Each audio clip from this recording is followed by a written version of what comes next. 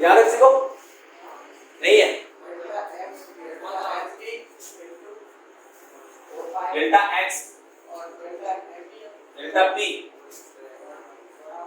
ये वाला साइन आता है इसका, इक्वल टू एच अपॉन 4 पाई। सही है? सही है। ये अनिश्चितता का सिद्धांत, अनसर्टेनिटी प्रिंसिपल, अनसर्टेनिटी प्रिंसिपल, अनिश्चितता का सिद्धांत। इसका मतलब क्या है? अनसर्टेनिटी पोजीशन, स्थिति में अनिश्चितता का समझते हो? पोजीशन जिसकी निश्चित ना हो, स्थिति जिसकी निश्चित ना हो, जैसे कि गाड़ी चल रही है बराबर, क्या इसकी कोई स्थिति बता सकता है? कहां पे? यहां से मैं पूर्वक जा रहा हूं बाइक से, तो कोई मेरी फिक्स पोजीशन बता सकता है कि मैं कहां हूं? नहीं। 1 मिनट पहले यहां था, 2 मिनट 1 मिनट पहले वहां पहुंच गया, बाद वहां पहुंच गया, फिर 1 मिनट बाद उधर पहुंच गया, तो उसकी कोई पोजीशन में कोई निश्चित एक फिक्स पोजीशन नहीं बता सकते। और ये क्या है? अच्छा एक बात और, ये क्या है? संवेग, momentum, equal to mv, right? ठीक है, यहां वेलोसिटी वेग, अगर इसको लिखें तो mv, उसका एक और फॉर्मूला याद है, delta x m delta v equal to, हां इक्वल टू भी कर सकते इसको, ये तो सीधा सीधा फॉर्मूला यहां से पूछा जाता है। अगर कहीं पेपर टफ आ जाए, शुरू में हाई राम टफ आ गया, तो इसमें से क्वेश्चन आता है, वो दे देगा एक कोई पार्टिकल है x जिसका मास है, द्रव्यमान है, माना कि कुछ भी ग्राम समझ लो, 1 ग्राम, ठीक है, उसकी वेलोसिटी में अनसर्टेनिटी, उसकी वेग में अनिश्चितता माना कि कुछ नहीं 0.01%, परसेंट को नॉर्मल कन्वर्ट कर सकते हो ना आप लोग, 100 का वो करके इनटू इतना, तो आप स्थिति में अनिश्चितता निकालिए, तो कुछ नहीं, इसको उठा के m की वैल्यू को उठा के यहां पुट करेंगे, इसको उठा के यहां पुट करेंगे, इसको नॉर्मल तरीके से आ रही है, इसको कैसे करेंगे?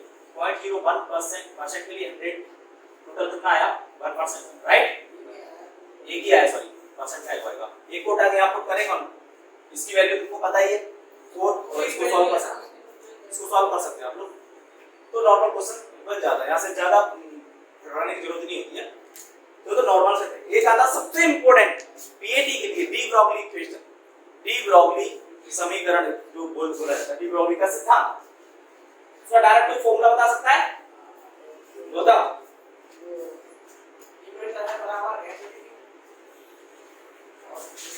अच्छा, पदार्थ की द्वितीय प्रकृति, ड्यूअल नेचर ऑफ मैटर, किसको पता है?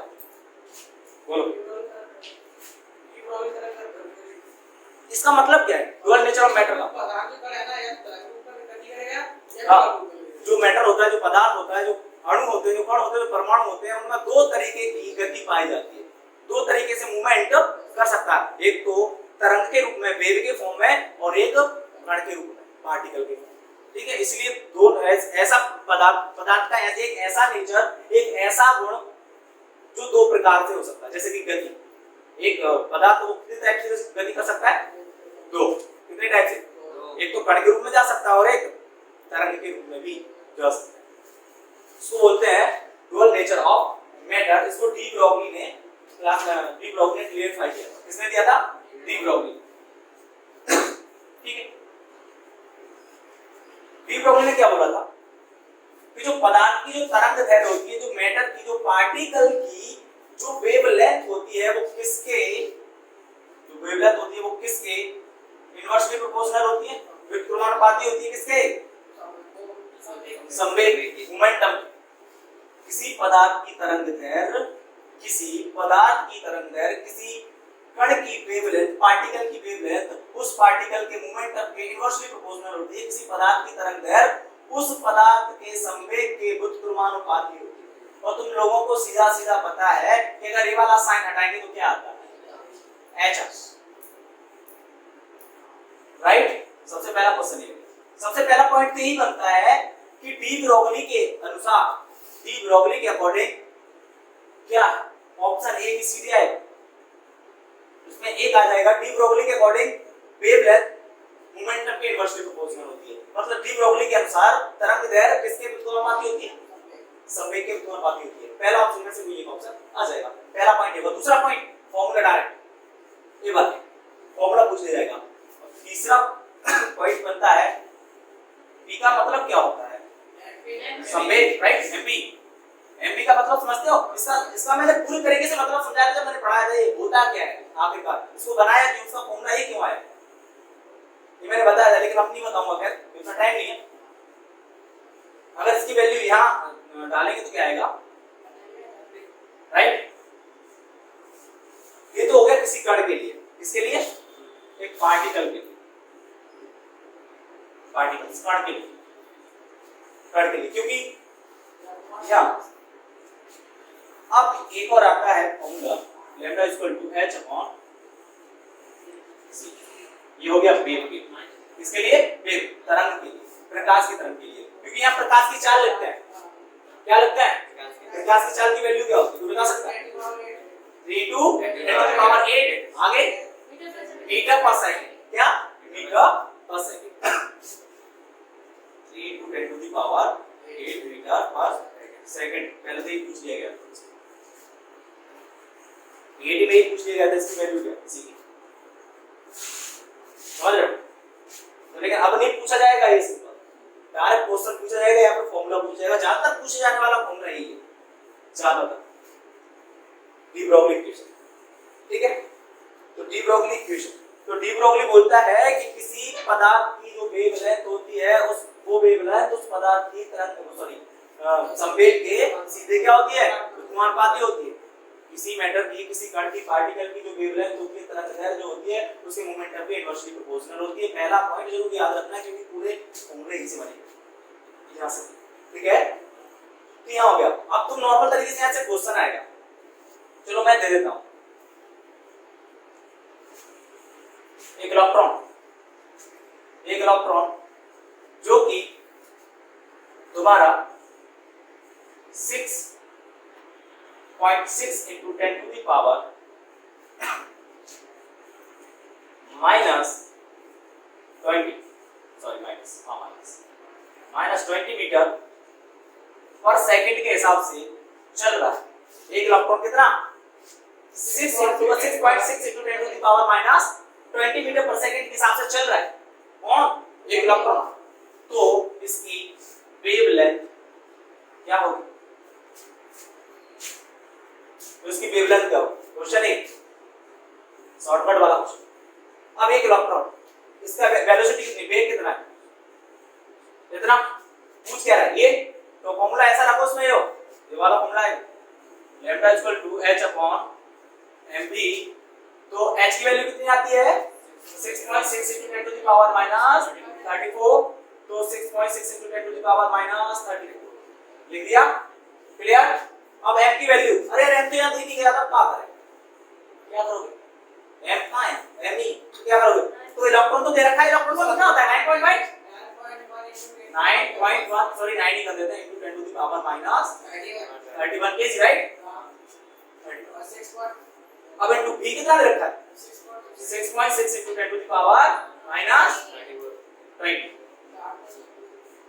अब पहले इसको इससे निपटाओ, माइनस माइनस है निपट जाएगा, तो यहाँ कितने बचेंगे -3। इसको फिर इससे निपटाओ, तो यहाँ बचेंगे -70, राइट, दोनों सेम है, निपटा दो, क्लियर 70। अब जरा देखो नीचे क्या बचा है 9 into 10 to the power minus 17, ऊपर कुछ नहीं है, ठीक है। अब इसको ऊपर ले जाएंगे, ये प्लस का हो जाएगा, आ गया। अब इसको सॉल्व कर लेना जाएगा, ठीक है, सॉल्व कर लेना जाएगा। ऐसे क्वेश्चन आते हैं, कहीं इलेक्ट्रॉन देगा, कहीं प्रोटॉन देगा, कहीं कुछ देगा, ठीक है। अब ये हो गया तुम्हारा पूरे सिद्धांत हो चुके हैं, तुम्हारा डी ब्रोगली इक्वेशन हो गया, ठीक है, तुम्हारा अनिश्चितता का सिद्धांत हो चुका है, अनसर्टेनिटी प्रिंसिपल हो चुका है, तुम्हारा प्लांक थ्योरी हो चुका है, जो प्लांक सिद्धांत उसको बोलते हैं वो हो चुका है, तुम्हारा बोहर वाला जो नॉर्मल आता ही है। और लेकिन एक पॉइंट जरूर याद रखना उन दो सिद्धांतों में कि परमाणु को अनडिवाइडेबल किसने बोला था, अविभाज्य कण किसने बोला था, डाल्टन ने। एटम को अनडिवाइडेबल पार्टिकल किसने बोला था, डाल्टन ने। ये बहुत ही ज्यादा साल से आया नहीं, 3-4 साल पहले आया था और कभी भी आ सकता है। अगर पेपर सिंपल बन गया तो कंफर्म क्वेश्चन आंसर क्लियर है ना? इतना सब आता है तुमको? आता है? आता है? आता है कि नहीं आता?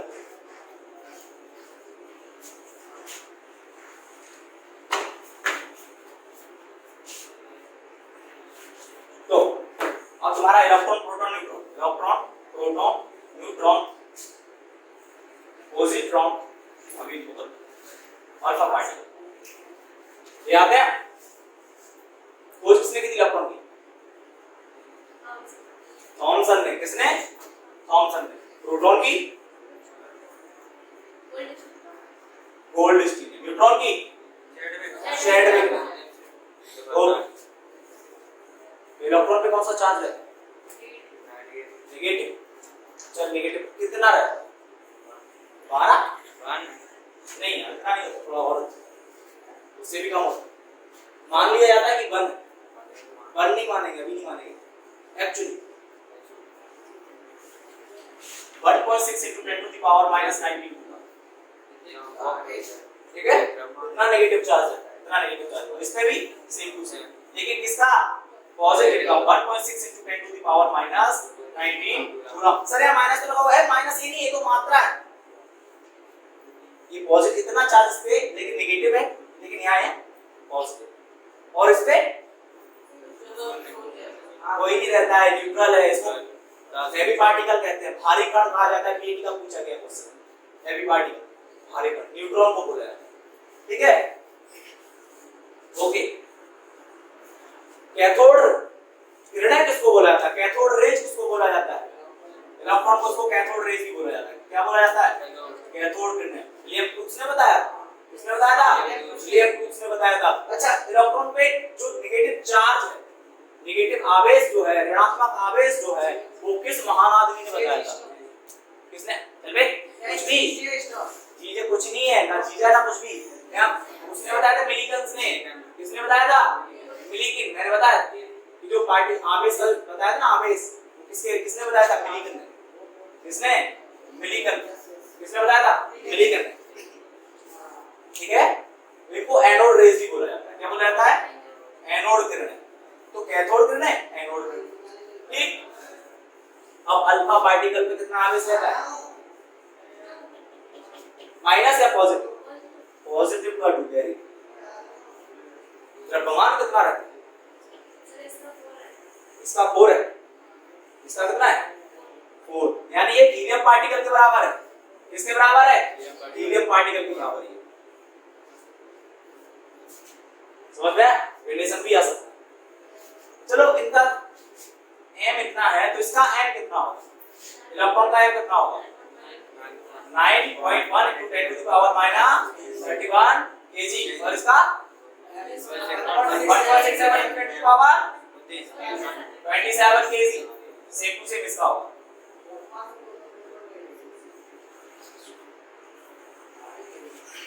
चलिए, समझ सकते हो? ये नॉर्मल सा क्वेश्चन हो गया।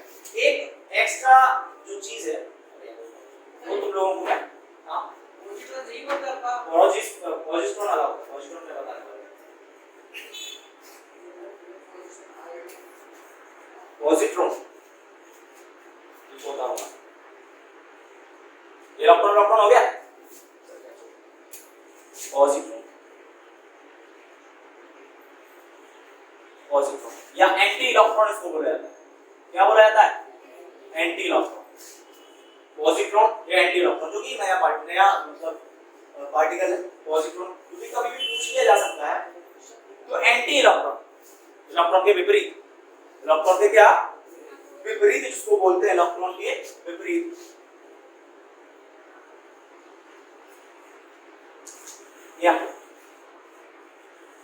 इलेक्ट्रॉन तो है ही, वैसे पॉजिट्रॉन इलेक्ट्रॉन को ही बोला जाता है। किसको बोला जाता है? लेकिन इसको इलेक्ट्रॉन को बोला जाता है तो इसके आगे एंटी क्यों लगा हुआ है? इसके ऊपर ये रहता है और यहाँ -1। क्लियर? अगर ये वाला सिंबल आ गया, ये एंटी इलेक्ट्रॉन क्या है? एंटी इलेक्ट्रॉन यानी पॉजिट्रॉन, पॉजिट्रॉन। अब एंटी प्रोटॉन भी होता है, सॉरी सॉरी सॉरी, हाँ इसमें पॉजिटिव आएगा एंटी, क्योंकि इलेक्ट्रॉन पे क्या आता है, नेगेटिव चार्ज आता है नॉर्मली। अब नेगेटिव का उल्टा क्या होगा, पॉजिटिव। अब एंटी प्रोटॉन, एंटी प्रोटॉन, अब प्रोटॉन तो ये है, जीरो आएगा वो, लेकिन माइनस, क्योंकि प्रोटॉन पॉजिटिव होता है तो उसका उल्टा क्या है, ये थोड़ा ये हो गया। अब नेक्स्ट टॉपिक आता है अपना स्पेसिफिक चार्ज, विशिष्ट आवेश। कोई बता सकता है फॉर्मूला,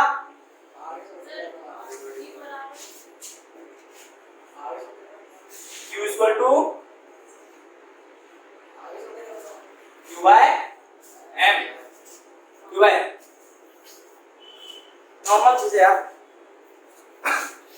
अच्छा एक बात भाई तुमसे क्वेश्चन करने वाला हूं, बहुत बढ़िया क्वेश्चन है ये, तो नॉर्मल आ जाएगा, जैसे कि अल्फा पार्टिकल का निकाले कितना होता है, अल्फा पार्टिकल का स्पेसिफिक चार्ज कितना होता है, स्पेसिफिक चार्ज यानी विशिष्ट आवेश, विशिष्ट आवेश कितना होता है, तो अल्फा पार्टिकल है तो तुमको पता है अल्फा पे कितना पॉजिटिव रहता है, 2, यानी Q इक्वल टू 2, और इसमें द्रव्यमान मास कितना होता है, M equal to 4, M equal to 4, तो रख दो ना भाई Q equal to Q by M यानी 2 by 4 1 by 25, sorry 0.25 right, 0.5 sir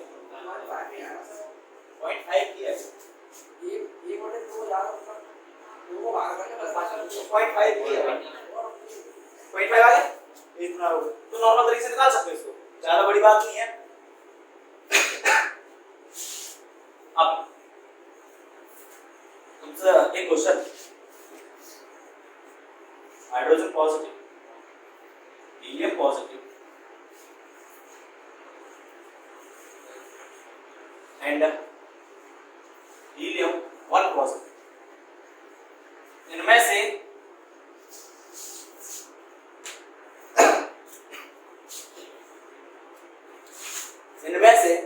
किसकी वेवलेंथ ज्यादा, इसकी तरंग दैर्घ्य ज्यादा, अभी भी पढ़े हो गए de Broglie equation, lambda equal to h upon mv, h upon, तो इसका h सबके लिए बराबर है, तोड़ेंगे कैसे, h सबके लिए बराबर h दिया है क्या, नहीं दिया, तो h को हम 1 मानेंगे क्योंकि सबके लिए बराबर, सिर्फ सबके लिए चाहे रख दो चाहे, और v नहीं दे रखा, v भी h भी नहीं दे रखा और v भी नहीं दे रखा, दोनों के लिए 1 मान लेंगे। अब देख हाइड्रोजन का m कितना होता है, हाइड्रोजन का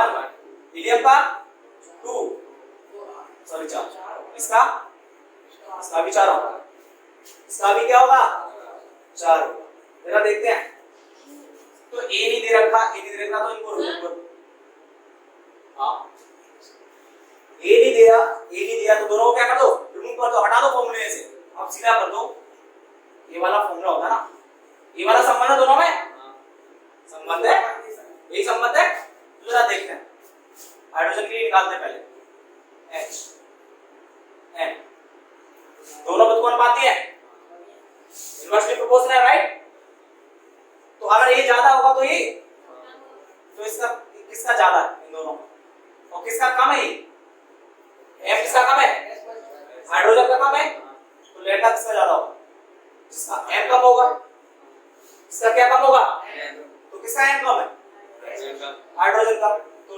लैम्डा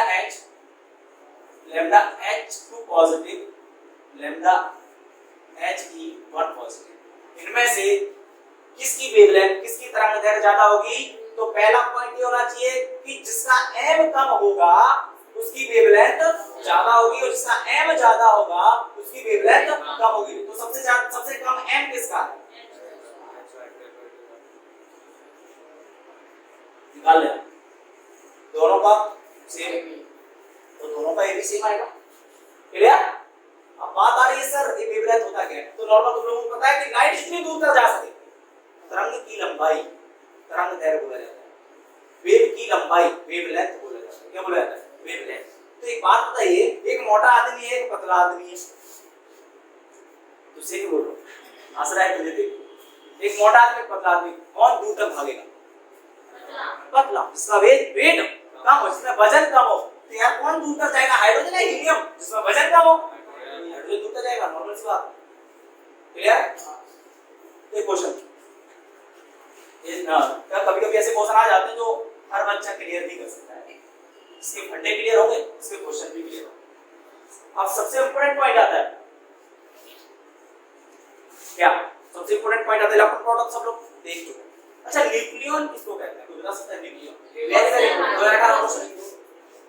न्यूक्लियन तो हाइड्रोजन, वाह, चलो बता रहे हैं, एक प्रोटॉन प्लस न्यूट्रॉन, एक न्यूक्लियन, वन न्यूक्लियन इसको। अच्छा, एक न्यूक्लियन बनाने के लिए क्या क्या लगता है? एक प्रोटॉन लगता है, एक कपल बनाने के लिए क्या करता है? एक भैया और एक भाभी। ऐसे ये है कपल का नाम, और ये है एक भैया और एक भाभी। एक न्यूक्लियन बनाने के लिए एक प्रोटॉन और एक न्यूट्रॉन। तो एक 2018 क्वेश्चन जो आया था C12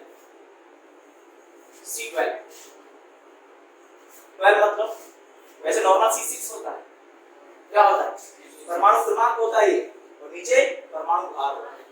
C6 होता है नॉर्मल, ये इसका अपर रूप है दूसरा।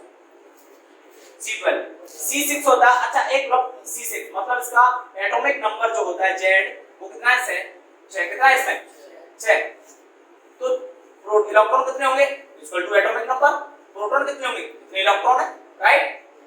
ये वाला भाव होता है। तो जितने इलेक्ट्रॉन उतने ही प्रोटॉन। इलेक्ट्रॉन कितने? 6। प्रोटॉन कितने? 6। न्यूट्रॉन का मतलब क्या होता है? Neutron equal to Z minus sorry M minus Z। तो M कितना होता है? 12। M कितना होता है? 12 माइनस 6 इक्वल टू 6। तो न्यूट्रॉन भी 6। तो न्यूक्लियन कितने होंगे? न्यूक्लियन कितने होंगे? तो भैया प्रोटॉन कितने? पहले तो दोनों 6 प्रोटॉन। न्यूक्लियन कितने? 6 equal to 6 nucleon, neutron 6, proton 6, दोनों बना के 6 न्यूक्लियन। 6 भैया 6 भाभी, कितने कपल? 6 से 12 कपल, 6 कपल, राइट? तो ठीक है ना, 6 भैया 6 भाभी 6 कपल हो गए। क्लियर हुआ? अब यहाँ C12 का क्वेश्चन जो आया था अपना, C12 यानी Z इक्वल टू कितना? 12, E इक्वल टू कितना? 12, P इक्वल टू कितना? 12, N इक्वल टू कितना? M into M minus Z। M कितना आएगा? दुगना। इसका दुगना है तो इसका भी दुगना आएगा, दुगना। 24 माइनस 12 इक्वल टू 12, राइट? तो न्यूक्लियन कितने होंगे? 12। क्लियर? अब बात आती है कि सर चलो यहाँ तो बराबर क्लियर हो गया, अगर कहीं कुछ ऐसा हो जैसे कि सोडियम 11 होता है और 23 होता है, राइट? इलेक्ट्रॉन कितने हैं? 11। प्रोटॉन कितने हैं? 11। न्यूट्रॉन कितने हैं? 12 होते हैं न्यूट्रॉन। M minus Z 12। तो सर इसमें न्यूक्लियन कितने होंगे? न्यूट्रॉन तो 12 है, तो कुछ नहीं, जितने प्रोटॉन होते हैं उतने न्यूक्लियन हो जाएंगे, क्योंकि प्रोटॉन तो चाहिए। अगर कहीं किसी घर में 12 लड़कियां हैं तो लड़का 11 को मिला है तो कपल 12 होंगे का? अरे ओके, तो वही कहानी, जितने प्रोटॉन हो जाएंगे, प्रोटॉन कितने? इतने नहीं, न्यूट्रॉन बन जाएंगे, तो कितने न्यूक्लियन आ जाएंगे? Sorry 11 nucleon. दोनों सेम होने चाहिए, चाहे ऊपर नीचे हो जाए लेकिन सेम नंबर सेम होना चाहिए।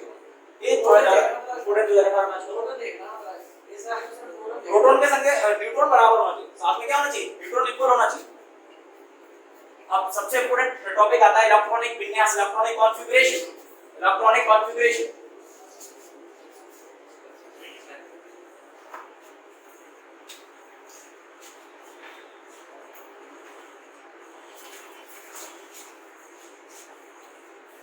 तो एक क्वेश्चन दे रहा हूं तुमको उसका, इलेक्ट्रॉनिक कॉन्फ़िगरेशन का।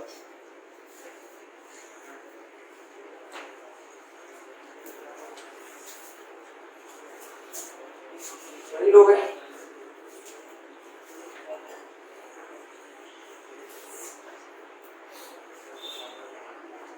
अच्छा एक बात बताइए, एक एटम है, इसके लिए 4 वो दे रखे हैं, ऑप्शन है A, B, C and A। तो पहला ऑप्शन कौन सा सही है इलेक्ट्रॉन भरने के लिए? कौन सा ऑप्शन सही है?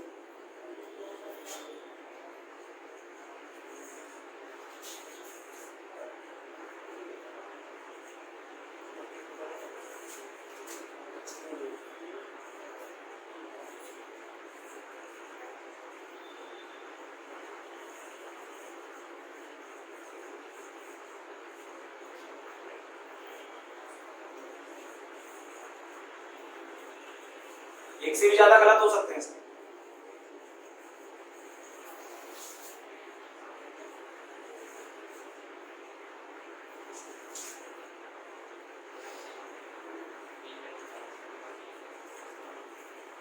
कौन सा सही है कौन सा गलत है बता सकते हैं? ये सही है और गलत सारे गलत है। ये भी सही है।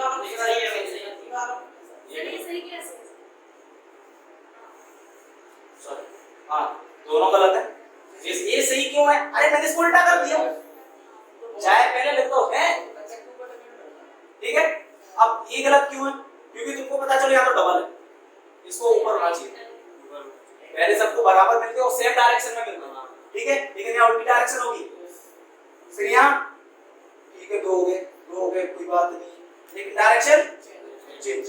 और यहाँ सबसे नॉर्मल क्वेश्चन।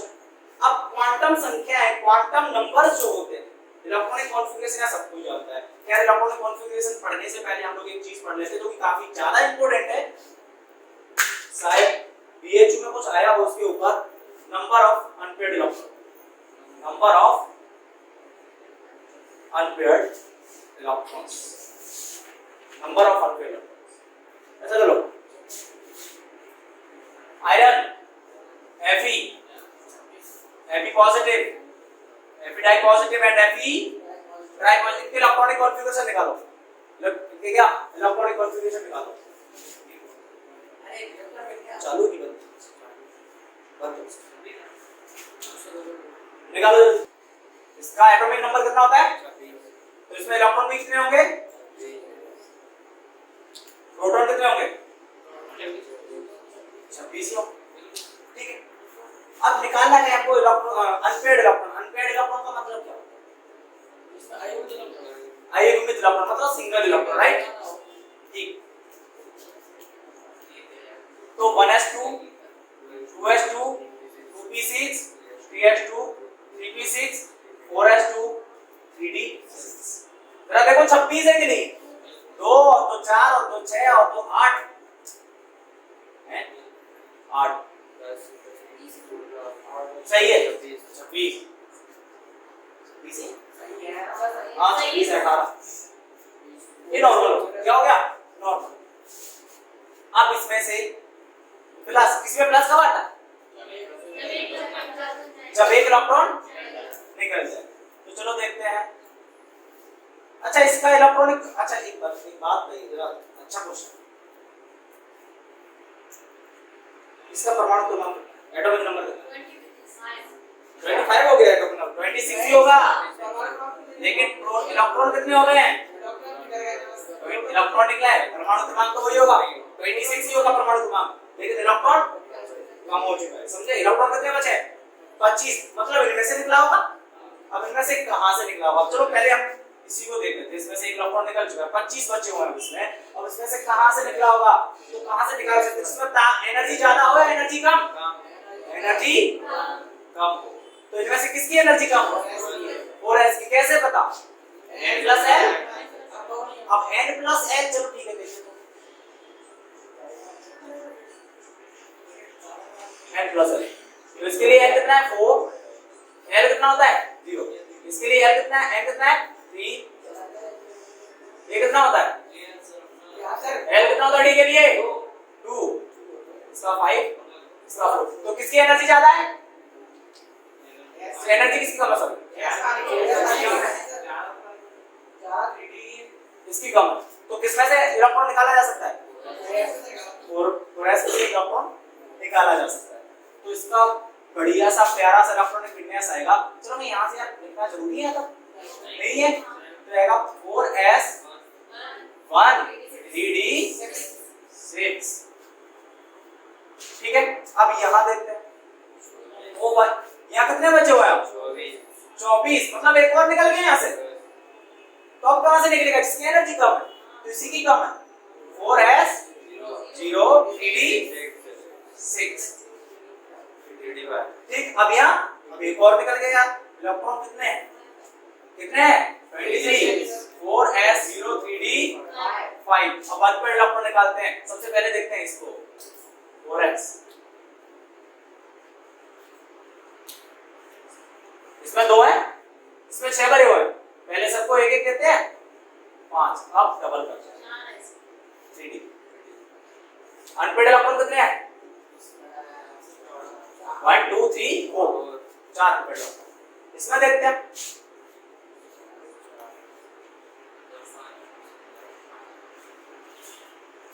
सिंगल है इसमें, पूरा समझ रहे हैं? सिंगल 3D में 6, ये वाली कहानी आएगी, राइट?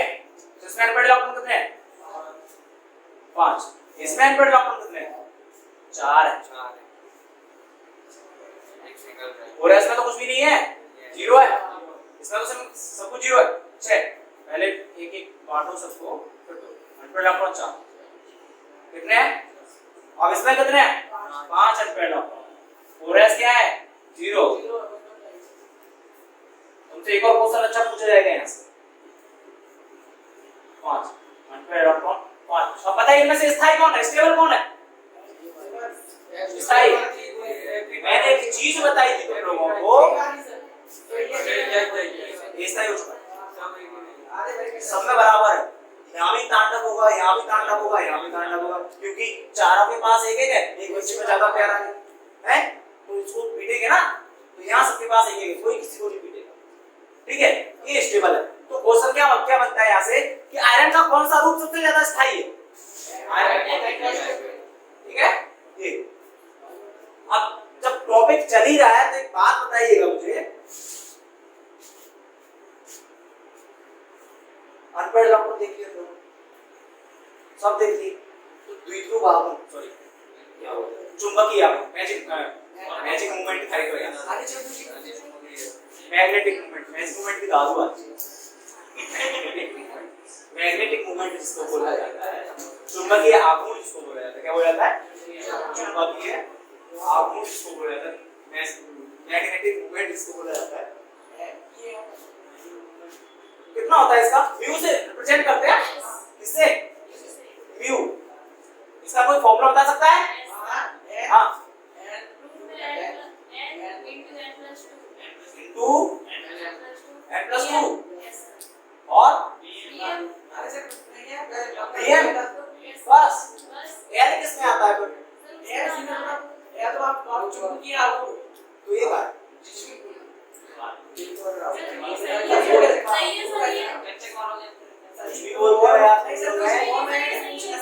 पक्का सही है?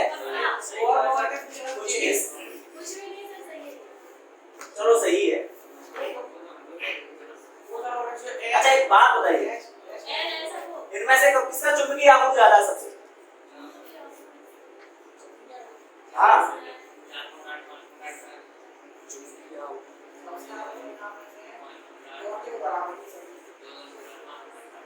बताइए।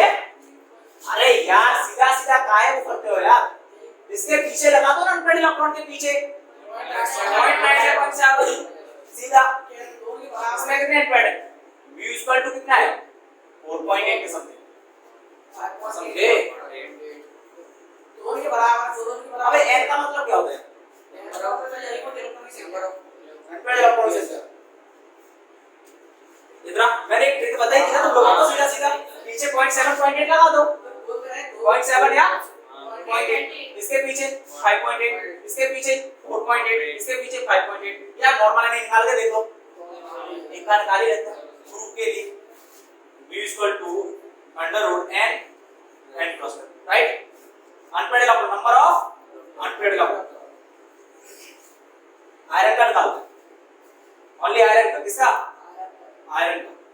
तो आयरन में अनपेड इलेक्ट्रॉन कितने हैं? 4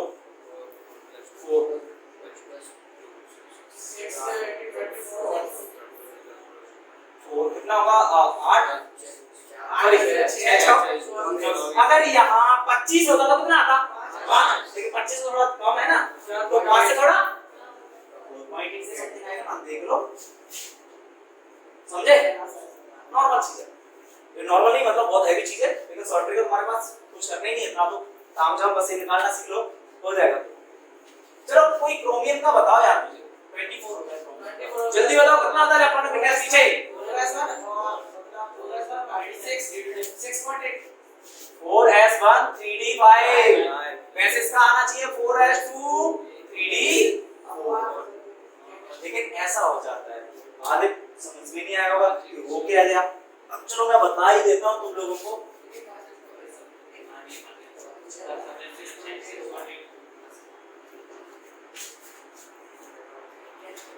क्रोमियम क्या 24, इसका इलेक्ट्रॉनिक विन्यास इलेक्ट्रॉनिक कॉन्फ़िगरेशन लिखेंगे 1s2 2s2 2p6 3s2 3p6 4s2 3d4। जरा देखना 24 है कि नहीं है? नहीं है 24। अबे 24 है, काहे बड़बड़ा रहे हो बे? देखो 26 है, 24 है सर। 2 और 2 4 और 2 6 और 2 8 और 4 20 है 24। 4 22 सॉरी 12 अरे सर 20 से 20 हो गए। वो तो है यार, 16 से 20 हो गए। वो तो वैसे ही काहे कर पूछा रहे हो? हैं इधर आओ, ये 24 हो गए। लेकिन क्या ये सही है? गलत। सही क्या है? यहाँ लोचा हो जाएगा, एक इसमें पहुंच जाएगा स्थायी होने के लिए 4s1 3d5। अच्छा ऐसा क्यों होता है? अरे भैया ऐसा इसलिए होता है 4s1 4s एक कहानी होती है ना। अब एक बात कहानी होती है, अगर इसको एक और मिल जाए तो क्या हो जाएगा? स्थायी हो जाएगा, स्टेबल हो जाएगा। तो छोटे भाई से कहता है यार तू मुझे एक दे दे, तो चल ले। कहानी हो जाएगी, यानी ये वाली। सर जी कोई स्टेबल होता है। कौन ये वाला? पूरे सारे दोनों स्टेबल इसको होना जरूरी है। ये बाहर वाला होता है 4, बाहर वाली कक्षा, बाहर वाली कक्षा वो स्टेबल हो या ना हो वो जरूरी नहीं है, लेकिन अंदर वाली को तो स्टेबल होना जरूरी बनता है ना। अगर इसको स्टेबल ना करे पूरा एटम ही खराब हो जाएगा। तो ये अंदर वाली 3 से 4 से पहले 3 आता है ना, तो अंदर ये वाला इसको स्टेबल करना जरूरी होता है। इसमें एनपेड कितने हैं? 6। इसका ये कितना होता है? चुंबकीय आघूर्ण 6.8 या 6.7। ठीक है, चलो देख ही चुके हो तो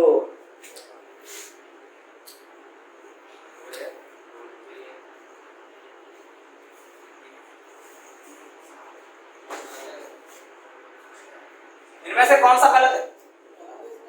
कौन सा?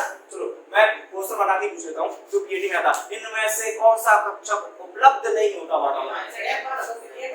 ये नहीं होता, ये भी नहीं होता, ये दोनों में। ठीक है, आज का क्वेश्चन ऐसे क्लियर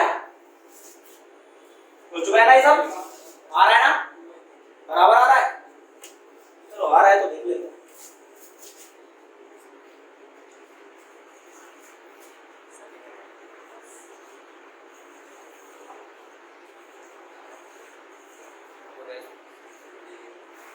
चलो बता दिए ए बी सी। हाँ तो इनमें से एनर्जी किसकी ज्यादा? डिक्रीजिंग सॉरी इंक्रीजिंग ऑर्डर, बढ़ता हुआ क्रम लिखिए। सबसे ज्यादा किसका है? डी का। सबसे ज्यादा डी, फिर सी, फिर ये का कितना, इसका कितना आ रहा है? एनर्जी कितनी आ रही है? n प्लस l से निकालते हैं, किससे निकालते हैं? n plus l। तो इसका n कितना है? n s के लिए कितना होता है? 0। इक्वल टू कितना है? इसका n कितना है? 3। l कितना आता है? Equal to 5। इसका n कितना है? 4। ओ माय गॉड, ये क्या हो गया? चलो भैया समझ में आता है कि 3D का ज्यादा होता है, 3D का ज्यादा है। यार दोनों तो सेम है यार, इसमें कैसे डिफरेंस करें? दोनों सेम है, इसमें कैसे डिफरेंस करें? तो कैसे करें? इसको क्या बोला? जिसका n बड़ा होता है उसकी एनर्जी भी ज्यादा होती है। n बड़ा मान है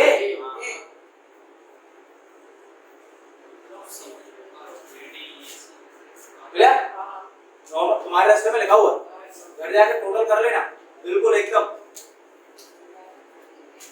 ये तो सबसे ज्यादा फोकस किस पे लेना है तुम लोगों को? चुंबकीय आघूर्ण पे, अनपेयर्ड इलेक्ट्रॉन पे और तुम्हारा डी ब्रोगली वगैरह वगैरह वगैरह। अब तुम्हारा एक और इंपॉर्टेंट टॉपिक है जो है तुम्हारा क्वांटम नंबर, क्वांटम संख्याएं। क्या? क्वांटम संख्याएं, क्वांटम नंबर्स, क्वांटम संख्याएं कितने टाइप की होती हैं? 4। कौन कौन सी होती? पहला तो मुख्य, बोले तो क्यू, मेन या प्रिंसिपल क्वांटम नंबर, मुख्य क्वांटम संख्या, ठीक है। दूसरा होता है एल, द्वितीय क्वांटम संख्या, एजीमुथल क्वांटम नंबर। तीसरा चुंबकीय क्वांटम संख्या, मैग्नेटिक क्वांटम नंबर एम। तीसरा होता है एस, स्पिन क्वांटम नंबर या चक्र क्वांटम संख्या। क्लियर? ये क्या बताता है? अच्छा चलो ठीक है, 3s लिखा हुआ, इसका मतलब क्यू, मुख्य क्वांटम संख्या क्या है? 3, यानी 3s का मतलब क्या? तो कोई बता सकता है? 3s का मतलब क्या होता है? जो s ऑर्बिटल है, जो s कक्षक है ना, वो तीसरी कक्षा का है। इसका है तीसरी ऑर्बिट का है। यानी ये मुख्य क्वांटम नंबर जो होता है, जो प्रिंसिपल क्वांटम नंबर जो होता है, जो मुख्य क्वांटम संख्या जो होती है, प्रिंसिपल क्वांटम नंबर जो होता है, वो पहली बात किसको बताता है? यानी कक्षा की संख्या को बताता है। कक्षा की संख्या को बताता है, ऑर्बिट के नंबर को बताता है। अगर यहाँ 4 होता है, ठीक है। चलो ठीक है, एक तो ये हो गया मुख्य क्वांटम नंबर क्या बताता है? कक्षा की संख्या, ऑर्बिट का नंबर बताता है कौन से नंबर की ऑर्बिट। दूसरी बात, अच्छा इनमें से कौन सी ऑर्बिट सबसे बड़ी है? कौन सी कक्षा सबसे बड़ी है? 4। यहाँ नहीं पता तुम लोगों को, ये है एक एटम, पहली कक्षा, दूसरी कक्षा, तीसरी कक्षा, चौथी कक्षा, 1 2 3 4 5। तो इनमें से 3 और 4 में से कौन सी ऑर्बिट बड़ी है? चौथी। तो यानी ये जो है ना, इन दोनों को बता रहा है। इसका मतलब ये जो मुख्य क्वांटम नंबर है, ये जो प्रिंसिपल क्वांटम नंबर है, मुख्य क्वांटम संख्या है, वो कक्षाओं के नंबर के साथ साथ, ऑर्बिट के नंबर के साथ साथ उनके आकार को, उनके साइज को भी बताता है। साइज को भी बताता है। व्हाट चल रहा है? तब से क्यों परेशान कर रहे हो? बोल नहीं सकते आप, ध्यान आ रहा है।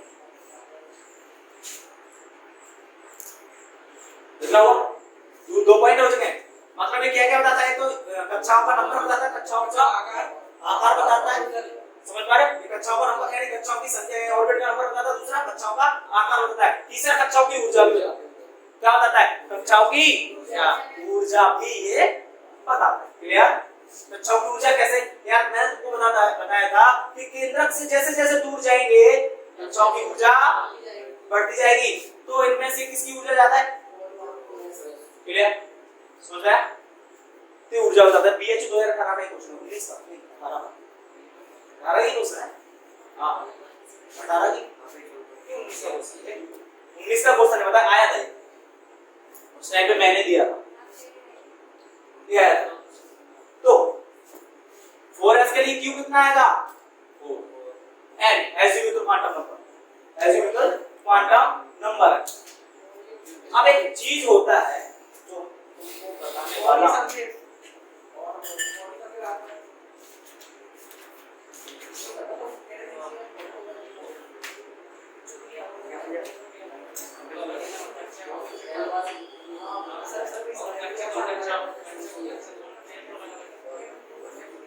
अब इधर इतना हुआ। अब ये क्या बताता है? कोई बता सकता है? बॉडी संवेग बताता है। मेन पॉइंट यहां एल का बताता है, बॉडी संवेग। सीधा सीधा क्वेश्चन पूछा जाता है इसका कि द्वितीय क्वांटम संख्या, एजीमुथल क्वांटम नंबर किसको शो करता है, किसको रिप्रेजेंट करता है, किसको प्रदर्शित करता है? कोणीय संवेग को, एंगुलर मोमेंट को। इसे एल से रिप्रेजेंट करता है। इससे एल से ये तो कोणीय संवेग हुआ, एंगुलर मोमेंट हुआ, और एक मोमेंटम संवेग हुआ, ओनली ये कोणीय संवेग हुआ। तो खैर एल एस पी टी और एफ। एल एस के लिए, पी के लिए क्लियर? निकाल सकते हैं हम लोग? एम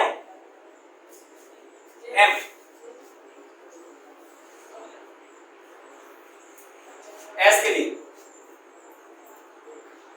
0 क्या होता है? पी के लिए, पी में कितने कक्षक होते हैं? कितने ऑर्बिट होते हैं? 3। जीरो से स्टार्ट करेंगे, इधर जाएंगे तो +1, उधर जाएंगे तो -1, यानी -1 से +1। डी में कितने होते हैं? 5 हो गए कि नहीं? +1 +2 -1, यानी -2 से +2, ऐसे ही एफ होता है -3 से +3। क्लियर? बना सकते हैं हम लोग एस। हमें थोड़ा सही आ जाता है। एस में क्या होता है? एस क्या होता है बता सकते? कक्षक में इलेक्ट्रॉन का चक्रण, स्पिन बताता है इलेक्ट्रॉन किस डायरेक्शन में रोटेट कर रहा है, किस दिशा में घूम रहा है। तो चलो यहाँ एक आ जाता है, जो मैं एक सिंगल ले लेता हूँ, ठीक है? एक क्या ले लेता हूँ? डुअल ले लेता हूँ। तो सिंगल के लिए एस क्या आता है? +1/2, डबल के लिए -1। क्लियर? तो भैया हम तुमसे क्वेश्चन करता हूं कि 4p के लिए चारों लिखिए। 4p के लिए चारों quantum number.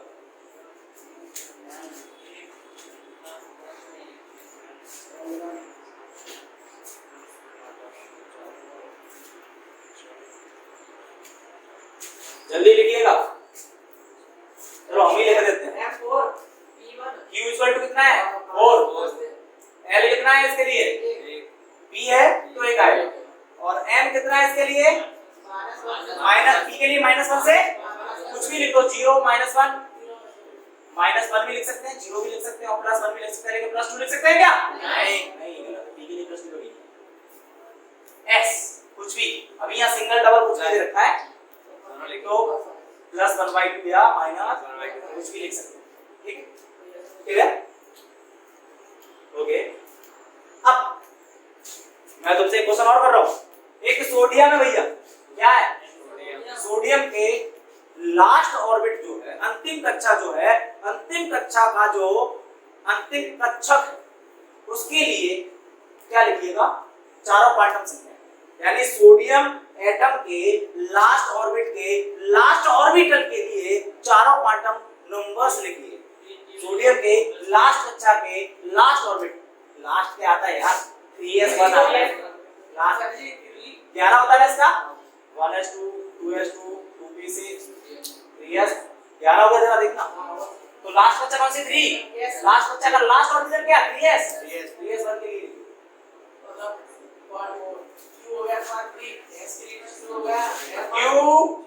Q3। L S के लिए क्या होता है? 0।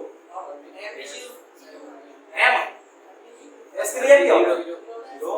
और तुम्हारा S, अब जरा देखो सिंगल है इसमें, तो प्लस। क्लियर? क्लियर? समझ में आ गया? ये लिख लोगे बराबर। अब जरा देखिएगा,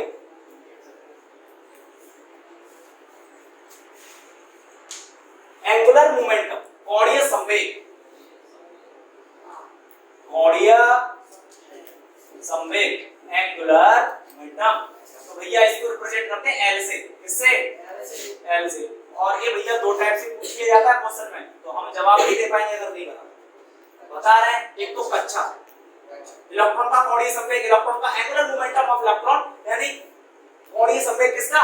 इलेक्ट्रॉन का कोणीय संवेग। इलेक्ट्रॉन कहां रहते हैं? कक्षाओं में। कक्षाओं में कहां? कक्षक में। तो ठीक है, तो पहले कक्षाओं में देख लेते हैं, यानी ऑर्बिट, फिर कक्षक में, ऑर्बिटल में। ठीक है भैया, कक्षक में होता है NH/2π, ये कक्षा के लिए फॉर्मूला। n का मतलब होता है कक्षा, number of orbit, number of orbit. कभी कभी पूछ लिया जाता है, एग्जामिनर के माइंड में एक ख्याल आता है कि हाइड्रोजन की, वैसे हाइड्रोजन की 5वीं कक्षा बहुत दूर हो जाती है, चलो कुछ भी कर लेते हैं। हाइड्रोजन की 5th ऑर्बिट में इलेक्ट्रॉन का एंगुलर मोमेंटम बोले तो L, कोणीय संवेग क्या होगा? अब कैसे निकाल, कैसे का निकालना? नॉर्मल चीज है यार, कुछ नहीं। कौन सी कक्षा दे रखी है? n का मतलब नंबर ऑफ ऑर्बिट, कक्षा की संख्या। तो l इक्वल टू n कितना दे रखा है 5 h y 2 पाई। यार एक चीज और होती है h अपॉन 2 पाई का मीन होता है अपॉन डायरेक्ट नहीं बोलते इसको, डायरेक्ट बोलते हैं। डायरेक्ट क्या बोलते हैं? डायरेक्ट बोलते हैं। तो यहाँ एक ये आ जाएगा और यह आ जाएगा 5 डायरेक्ट, यह आ जाएगा 2.5 क्लियर? समझ में आया? पूरा सॉल्व नहीं करना, कुछ भी आ जाएगा तीनों से। समझ में आया किसी को? आ गया? पक्का आ गया ना? आ गया? सोनू? हाँ सही से बैठ। इतना आ गया? एक बार ये बात आ गया, बच्चे बड़बड़ा गए सब चुका होगा, अब इसको इससे काट दिया। ठीक है, तो नॉर्मल तरीके से पूछा जाता है, ज्यादातर डी के लिए पूछा जाता है। किसके लिए? अब डी के लिए यहाँ पूछा जाता है।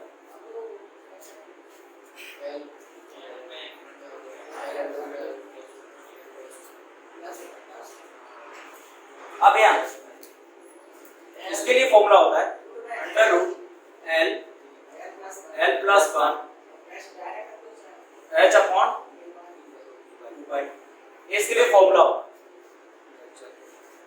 अब पूछ लिया जाता है यहाँ से डी कक्षक के लिए, डी ऑर्बिटल के लिए, ये ऑर्बिटल के लिए और ये ऑर्बिट के लिए, डी ऑर्बिटल के लिए, डी के लिए एल क्या है? ये वाला है, स्मॉल एल नहीं, स्मॉल एल 2 हो जाता है। ठीक है, डी के लिए अब पूछ रहे हैं भैया डी के लिए क्या है, तो पहली बात तो एल, तो डी के लिए एल कितना होता है? 2 होता है। कितना होता है? तो बस नॉर्मल हो गया, सो 2 प्लस 1 एच अपॉन 2 पाई। तो भैया यहाँ 3 दूरी रूट 6 आ गया अपॉन 2 पाई, या फिर आ जाएगा तुम्हारा रूट 6 डायरेक्ट। क्लियर? क्लियर? तो ज्यादातर उसमें ऑप्शन नहीं होता, लेकिन पीटी में ही आएगा। इसका ये बहुत हैवी पूछा था, आईआईटी में पूछा गया था एक बार, पूरा सवाल है। अब इतने लेवल पे नहीं आता है। ठीक है, ज्यादातर ऑप्शन में होता है। हाँ 2 होता तो फिर नीचे 2 आ जाता, रूट 2 ऐसा कुछ, जो खंड करना जिसको बोलते हैं, उसको मैं खाता हूँ, मुझे नहीं आता है। तो खैर इतना हो गया, इतना हो गया, समझ में आया? सही में समझ में आया? ठीक, हटा रहा हूं मैं इसको। अब जरा तुम लोगों को देख लेते हैं श्रेणियां जिसको बोलते हैं तुम लोग, सीरीज, लाइमन वगैरह वगैरह वगैरह। कभी यहां से क्वेश्चन पूछ लिया जाता है, कोई सीरीज का सही क्रम बता सकता है? ब्रैकेट खोलो, लाइमन, कॉमन, पास्चर, ब्रैकेट, फुंड, ये सीरीज हो। अच्छा चलो चलो तुम बता ही रहे हो तो एक और चीज बता दो। सबसे पहले ये वाली जो लाइमन सीरीज, इसको कहाँ देखा जाता है, कहाँ देखने को मिलती है? परावैंगनी किरण, परावैंगनी किरण कहाँ? परावैंगनी क्षेत्र में, अल्ट्रा वायलेट रीजन। अल्ट्रा, ये जो लाइमन होता है, लाइमन, कॉमन, Balmer, Balmer, Paschen, Brackett, Pfund, इसको पी साइलेंट एस में फुंड बोलते हैं। तो लाइमन यूवी रीजन में मिलता है। कहाँ मिलता है? यूवी रीजन, परावैंगनी क्षेत्र। कहाँ? परावैंगनी क्षेत्र में, अल्ट्रा वायलेट रीजन में मिलता है लाइमन का। ये पूछ लिया गया क्वेश्चन, लाइमन सीरीज कहाँ देखने को मिलती है? तो अल्ट्रा वायलेट रीजन में देखने को मिलती है, परावैंगनी क्षेत्र में देखने को मिलती है। और मैं एक नीट का क्वेश्चन तुम लोगों को बताने वाला हूं बामर पे। बामर सीरीज देखने को मिलती है विजुअल क्षेत्र, विजुअल रीजन में, बोले तो दृश्य क्षेत्र में, नॉर्मल जहां देख सकते। तो जहां जब जिस रीजन में हम देख सकते हैं उस रीजन में कौन सी सीरीज मिलती है? बामर, विजुअल रीजन, विजुअल रीजन। समझ रहे हो कौन सा रीजन है? विजुअल रीजन, बोले तो दृश्य क्षेत्र। और ये तीनों को तीनों इंफ्रारेड में मिलते हैं, इंफ्रारेड। अवरक्त लाल, क्या अवरक्त लाल क्षेत्र में तीनों पाई जाती है। तो पहला तो परावैंगनी क्षेत्र में, इनका याद रखना है, एकदम इसको यहाँ नहीं ला सकते और इसको यहाँ नहीं ला सकते, एकदम सीरीज है। लाइमर बामर pastor bracket full, लाइमर बामर pastor bracket full, लाइमर बामर pastor bracket full, को भी कुछ भी शॉर्टकट बना लेना अपने हिसाब से। तो लाइमर यूवी रीजन में, बामर विजुअल रीजन में, बोलो ग्रस्त क्षेत्र, ग्रस्त क्षेत्र आप देख सकते हैं यार, ग्रस्त क्षेत्र इसको बोलते हैं। और ये इंफ्रारेड, इंफ्रारेड अरे बहुत दूर, अवरक्त लाल, ठीक है। तो इन पे काफी मतलब पूछा गया क्वेश्चन। सबसे पहले खोजी गई सीरीज कौन सी, सबसे पहला ये बामर, सबसे पहले ये खोजा गया ये वाली। तो मैं क्वेश्चन ही बता रहा हूं कुछ टाइप से आएगा, बस इनके रीजन पूछ जाएगा। और कभी कभी कुछ हाई क्वेश्चन देखने को मिल जाते हैं। कैसे हाई, कैसे कि अरे भैया इसका ना मैक्सिमम वेवलेंथ और minimum wavelength, maximum bye minimum, मतलब अधिकतम तरंगदैर्घ्य और न्यूनतम तरंगदैर्घ्य का अनुपात क्या होगा इसके लिए। तो सीधा यार पहला याद रख लो 3/4, सॉरी 4/3, एक याद रख लो, सब बन जाएंगे।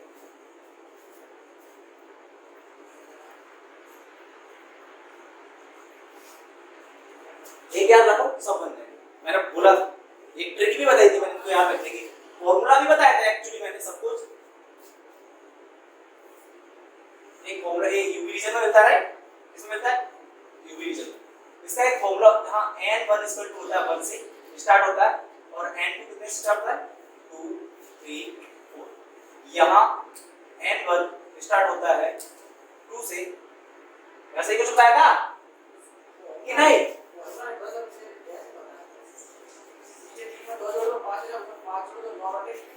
अच्छा फॉर्मूला नहीं पता है, चलो शॉर्टकट इसी काम चल लेते। तो एक का पता चल गया तुम लोगों को कितना आता है अनुपात, 4/3, 4/3 आता है। तो क्या काम करना है, नीचे जाएंगे बामर, क्या आएगा बामर। तो इसके लिए lambda max by lambda minimum equal to, तो इस पहले तो इस ए लिखा है ए है, तो इसमें 2 जोड़ दो बस, क्या जोड़ दे 2। तो नीचे 2 जोड़ेंगे तो कितना आएगा 5, और 5 को इससे जोड़ दो यार, सेम टू सेम कहानी। इसमें 2 जोड़ेंगे 7, और फिर इसमें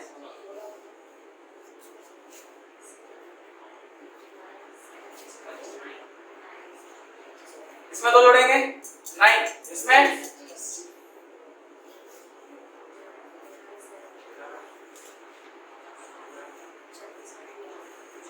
इसमें 2 जोड़ेंगे। क्लियर क्लियर, सीधा कुछ याद करने के लिए जरूरत नहीं, सिंपल फॉर्मूला क्या है, सिंपल फॉर्मूला, समझ में आया? क्लियर, ठीक, बंद करो इसको।